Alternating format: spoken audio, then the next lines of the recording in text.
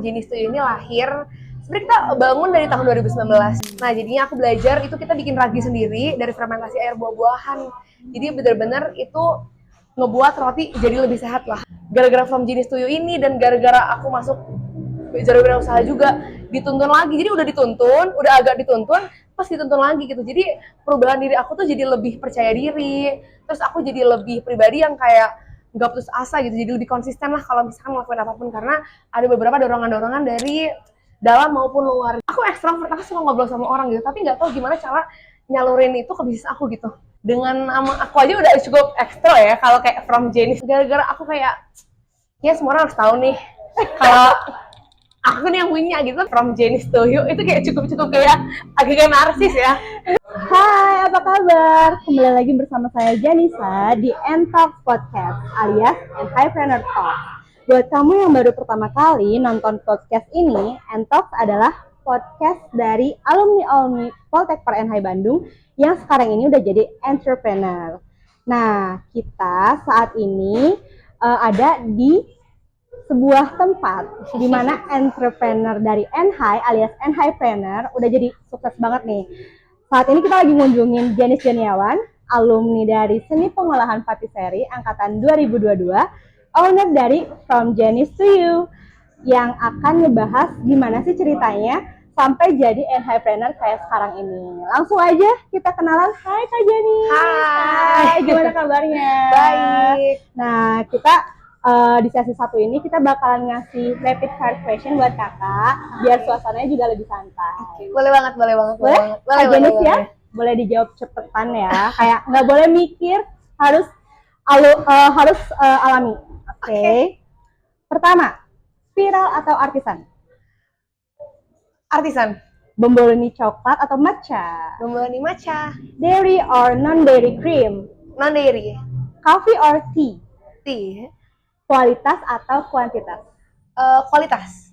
Menyisihkan biaya untuk R&D menu baru atau ads promosi? Menyisihkan untuk R&D. Oke. Frosting atau filling? Filling. Kreasi resep atau kreasi turun-temurun? Kreasi resep. Kepuasan pelanggan atau cuan banyak? Kepuasan pelanggan. Oke, mantap. Modal sendiri atau investor? Untuk sekarang mau sendiri, tapi kedepannya bakal cari investor. Tap. Manual baking atau mesin? Mesin. Kerja pakai musik atau hening? Kerja pakai musik. Boulangerie or patisserie? Patisserie. Oke. Padahal kamu boulangerie nggak sih? Iya sih, tapi langsung boulangerie lah. Oke.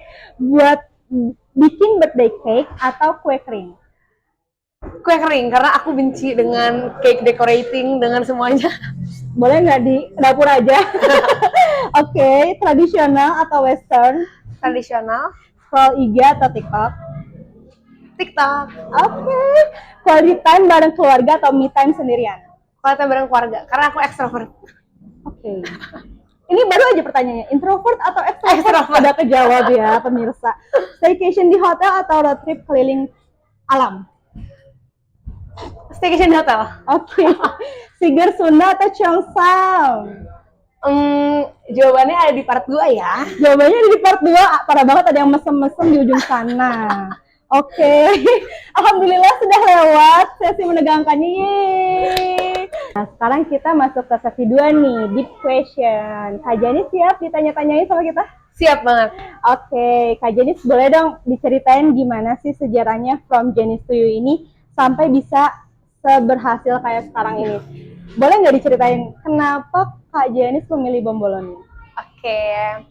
Jadi sebenarnya From Jenis Tuyu ini lahir, sebenarnya kita bangun dari tahun 2019. Cuma karena dari dulu personally aku emang lumayan dekat ya dengan dunia F&B, karena latar belakang keluarga aku emang basicnya di hospitality gitu. Jadi emang emang aku dari dulu udah lumayan tahu lah gitu. Nah, waktu lagi zaman SMA, hanya anak SMA yang emang kerjanya nongkrong doang. Terus karena di keluarga aku suka bikin kue di rumah, jadi aku dulu nggak ada basic kue sama sekali. Even aku SMA aja, aku SMA anak IPS gitu, jadi nggak ada IS dari SMK Tata Boga atau apa gitu. Suka makan donat gitu, tapi karena aku ada sakit mah gitu, lumayan parah. Jadi kalau kadang aku misalkan makan roti-roti kayak di luar sana gitu, yang gunain ragi instan gitu, aku kadang-kadang pencernaan aku tuh suka jadi bermasalah gitu. Jadi akhirnya aku belajar lah ngulik-ngulik ada namanya sourdough. Nah jadinya aku belajar itu kita bikin ragi sendiri dari fermentasi air buah-buahan. Jadi bener-bener itu ngebuat roti jadi lebih sehat lah. Aku nggak ngomong roti jadi sehat ya, tapi merubah jadi lebih sehat aja gitu. Nah digabungin lah sama bomboloni karena aku juga suka makan bomboloni kan, makan donat gitu. Nah terus aku kreasiin lah jadinya aku bikin kayak pakai berbagai feeling gitu. Yang Gen Z karena aku Gen Z ya pribadinya. Jadi kayak donat ini kayaknya seru nih kalau kita aplikasiin pakai rasa ini, rasa ini, rasa ini. Nah dari situlah dari awalnya cuma buka PO doang di Instagram pribadi ya. Terus lama-lama jadi kayak oke, kita bikin brand sendiri kayak asik ya gitu. Jadi berkembang sampai sekarang. Tapi itu kita bukan di Jakarta. Oh. Gara-gara aku kuliah di Politeknik Parasatanahi Bandung, kebetulan juga ya. Jadinya kita pindah ke Bandung dan ternyata rezekinya ada di Bandung juga. Wah, kamu masuk ke Poltek Par NH itu apa jalur khusus ya? Aku masuk jalur wirausaha. Jalur wirausaha. Iya, jalur wirausaha. Sengaja tuh emang nyari atau gak sengaja ketemu? Gak sengaja. Gimana tuh ceritain boleh? Jadi sebenarnya masuk NH itu kan emang keinginan kakak aku sebenarnya. Cuma emang aku masuk NH cuma kayak biar dia iri aja sebenarnya dulu. Oke. Biar dia iri aja, ternyata pas masuk SBM gak keterima. Tapi gak ambisius saat itu. Cuma gak ambisius gara-gara gak keterima. Jadi pas ditolak kayak, oh aku ditolak nih gitu. Jadi kayak kita coba lagi kali ya gitu. Terus ternyata ada jalur mandiri dan ada jalur wirausaha. Tapi dulu kurang percaya diri sih karena dulu usaha aku baru gerak sekitar 3 tahun dan itu cuma belum tahu lah manajemennya belum ada flow-nya yang jelas gitu. Tapi ya coba aja beraniin diri daftar jalur wirausaha, ternyata puji Tuhan keterima gitu. Wow, terus ternyata gimana menurut kamu masuk ke jalur wirausaha yang tadinya nggak sengaja ya? Jadi ada perubahan apa sih di hidup kamu? Apa yang kamu dapetin benefitnya dari jalur itu? Menurut aku benefitnya luar biasa sih. Walaupun sebenarnya aku tuh dulu tipe yang kayak gak begitu minat ya di jalur wirausaha karena aku di keluarga aku tuh gak ada basic bisnis gitu. Jadi aku tuh Cina tapi gak bertoko guys. Jadi aku gak punya toko gitu loh. Jadi aku tuh Cina tapi gak bertoko. Jadi aku gak ada basic kayak untuk atur-atur manajemen bisnis tuh gak ada sama sekali. Karena dulu basicnya emang keluarga aku cuma suka jualan, tapi jualannya itu emang tidak bermanajemen gitu. Jadi cuma sekadar open PO aja. Jadi akhirnya coba masuk ke jalur usaha dan ternyata dituntun banget. Ada beberapa programnya lah, dari program kayak kita ada inkubasi bisnis gitu namanya. Jadi ada inkubasi bisnis, ikut akselerasi bisnis. Jadi kayak kita tuh bener-bener diarahin lah gimana caranya kita kalau punya bisnis tuh ternyata ada loh kayak pakai BMC, ternyata ada loh cara pengatur COGS, HPP, semuanya tuh berada loh ternyata sistemnya tuh kayak gitu. Diarahin dari tahun ke tahun. Aku masuk tuh tahun 2022. Setiap tahun dan setiap bulan tuh, setiap semester malah itu tuh ada aja programnya dan programnya cukup menyenangkan sih. Dan dari program-program itu sampai kita pernah ikut program, aku pernah ikut lomba, dipercayain buat ikut lomba ke Lombok gitu-gitu dan ternyata sampai sekarang ternyata tuh kayak memorable dan ternyata berguna banget untuk kedepannya gitu ya. Karena kayak kita jadi tahu, oh kita kalau mau dapat investor dari orang, kita mau dapat investor kita ternyata harus ada yang namanya pitching gitu-gitu. Jadi kayak wawasannya lebih luas, lebih tahu lagi gitu. Dan karena kita dimonitoring juga sama dari beberapa ahli wirausaha dari luar lah. Jadi itu kita ada gambaran, ada skema-skema kayak iya kedepannya kayak gini gitu. Wow. Bagus banget. Yang dari cerita Jenis tuh menarik banget ya. Jadi benar-benar mengisi apa yang belum Jenis punya. Yes, betul banget. Jadi tahu sekarang. Dan aku mau nanya lagi, seberapa berpengaruh sih semua benefit itu dari jalur wirausaha untuk perkembangan diri dan usaha kamu sekarang? Oke, sebenarnya kalau untuk ngomong perkembangan diri ya, itu life changer aku banget sih jujur. Apa? Life changer banget. Life changer. Bener-bener kayak, karena dulu tuh aku pribadi yang kayak, aku ekstrovert, aku suka ngobrol sama orang gitu, tapi nggak tahu gimana cara nyalurin itu ke bisnis aku gitu. Jadi kayak dengan aku aja udah cukup ekstra ya, kalau kayak from Jenis to You itu kayak cukup kayak agak narsis ya.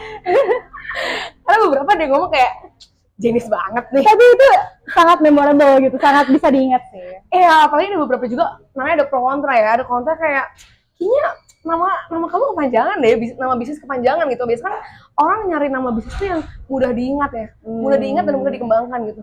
Cuma gara-gara aku kayak, ya semua orang harus tahu nih kalau aku nih yang punya gitu, tapi nggak berpikir tuh cuma sekedar untuk 1 sampai 2 tahun ke depan awalnya. Karena mikirnya bisnis ini tuh hanya untuk menjadi batu sandungan aja, bukan sebagai oh ini tujuan utama aku nih gitu. Makanya aku ngerasa kayak oh gara-gara From Genius to You ini dan gara-gara aku masuk jalur wirausaha juga dituntun lagi. Jadi udah agak dituntun, pas dituntun lagi gitu. Jadi perubahan diri aku tuh jadi lebih percaya diri. Terus aku jadi lebih pribadi yang kayak nggak putus asa gitu. Jadi lebih konsisten lah kalau misalkan ngelakuin apapun, karena ada beberapa dorongan-dorongan dari dalam maupun luar gitu.